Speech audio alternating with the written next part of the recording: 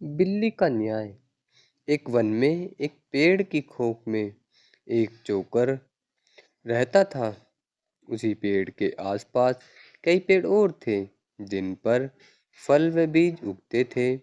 उन फलों और बीजों से पेट भरकर चकोर मस्त पड़ा रहता था। इसी प्रकार कई वर्ष बीत गए। एक दिन उड़ते उड़ते एक और चकोर सांस लेने के लिए उस पेड़ की टहनी पर बैठा। दोनों में बातें हुई। दूसरे चकोर को यह जानकर आश्चर्य हुआ कि केवल पेड़ों के फल व बीज चुगकर जीवन गुजार रहा था। दूसरे चोकर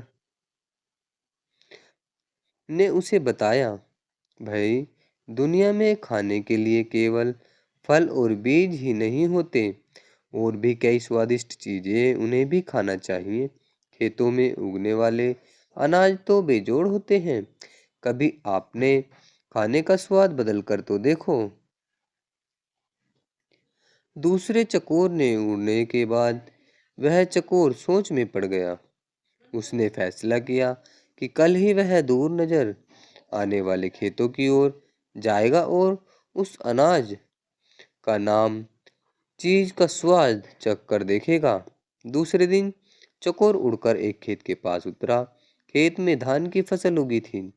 चकोर ने कपोल खाई। उसे वह अति स्वादिष्ट लगी। उस दिन के भोजन में उसे इतना आनंद आया कि खाकर तृप्त होकर वहीं आंखें मूंद कर सो गया। इसके बाद भी वह वहीं पड़ा रहा, रोज खाता पीता और सो जाता। 6-7 दिन बाद उसे सुदाई की घर लौटना चाहिए। इस बीच एक खरगोश घर की तलाश में घूम रहा था। उस इलाके में जमीन के नीचे पानी भरने के कारण उसका बिल नष्ट हो गया था। वह उसी चकोर वाले पेड़ के पास आया और उसे खाली पाकर उसने उस पर अधिकार जमा लिया और वहां रहने लगा।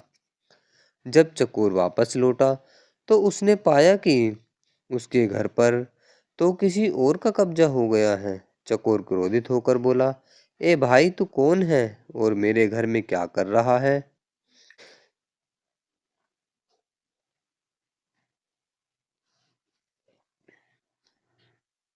खरगोश ने दांत दिखाकर कहा, मैं इस घर का मालिक हूँ। मैं 7 दिन से यहाँ रह रहा हूँ। यह घर मेरा है। चकोर गुस्से से फट पड़ा। 7 दिन? भाई, ये मैं इस खोए में कई वर्षों से रह रहा हूँ। किसी भी आसपास के पंछी से या चौपाए से पूछ ले। खरगोश चकोर की बात काटता हुआ बोला, सीधी सी बात है।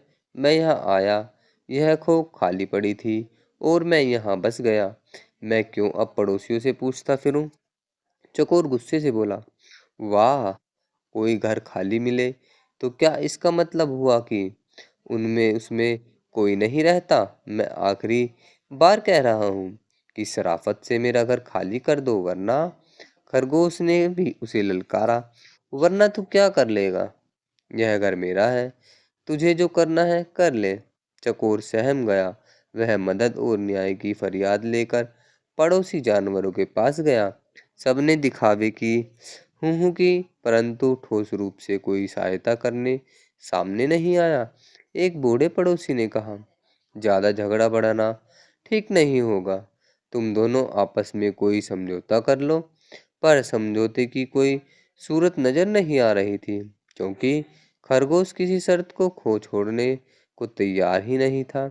अंत में लोमड़ी ने उन्हें सलाह दी, तुम दोनों किसी ज्ञानी ध्यानी पंच को बनाकर अपने झगड़े का फैसला उससे करवाओ। दोनों को यह सुझाव पसंद आया। अब दोनों पंच की तलाश में इधर उधर घूमने लगे। इसी प्रकार घूमते घूमते वे दोनों एक दिन गंगा किनारे आ निकले। वहां उन्हें जप तप में मग्न एक बिल्ली नजर आई। बिल्ली के माथे पर तिलक था, गले में जनेऊ और हाथ में माला लिए मृगशाला पर बैठी वह पूरी चित तपस्विनी लग रही थी। उसे देखकर चकोर व खरगोश खुशी से उछल पड़े। उन्हें भला इससे अच्छा ज्ञानी ध्यानी कहाँ मिलेगा? खरगोश ने कहा, चकोर जी, क्यों न हम इससे अपने झगड़े का फैसला करवाएं? चकोर पर भी बिल्ली का अच्छा प्रभाव पड़ा, पर वह जरा घबराया हुआ था। चकोर बोला, मुझे कोई आपत्ति नहीं है, पर हमें जरा सावधान रहना चाहिए। खरगोश पर तो बिल्ली का जादू चल गया था। उसने कहा, अरे नहीं, देखते नहीं हो, यह बिल्ली सांसारिक मोहमाया त्याग कर तपस्विनी बन गई है। सच्चाई तो यह है कि बिल्ली उन जैसे मूर्ख जीवों को फंसाने के लिए ही भक्ति का नाटक कर रही थी। फिर चकोर और खरगोश पर और प्रभाव डालने के लिए वह जोर जोर से मंत्र पढ़ने लगी। खरगोश और चकोर ने उसके निकट आकर हाथ जोड़कर जयकारा लगा, जय माता दी, माता को प्रणाम। बिल्ली ने मुस्कुराते हुए धीरे से कहा, अपनी आंखें खोली, आशीर्वाद दिया, आयुष्मान भव। तुम दोनों के चेहरे पर चिंता की लकीरें हैं। क्या कष्ट है तुम्हें बच्चों? चकोर ने विनती की, माता, हम दोनों के बीच एक झगड़ा है, हम चाहते हैं कि आप उसका फैसला करें। बिल्ली ने पलक झपकाई, हरे राम, तुम्हें झगड़ा नहीं चाहिए, प्रेम और शांति से रहो, उसने उपदेश दिया और बोली, खैर बताओ, तुम्हारा झगड़ा क्या है? चकोर ने मामला बताया।